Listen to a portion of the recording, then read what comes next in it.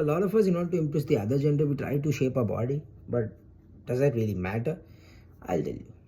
See, let's suppose if you are in a right ideal weight which you want to now, but then the girl judges you based only on your body, and then tomorrow you don't have to be due to some health issues or work pressure, and then she leaves you.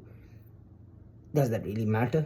So, if a person judges you only based on your body, she's a red flag. Even if a 120 kg person looks on himself for a year, he could become into a proper six-pack gym guy you've never thought of. So, does beauty matter? Yes. Dress properly, wear good clothes, wear clothes which fit you, respect people, be charming, confident. You'll eventually find a girl, bro. I don't think people need anything more than this. Being a guy who lost 20 kgs, it doesn't matter, to be honest.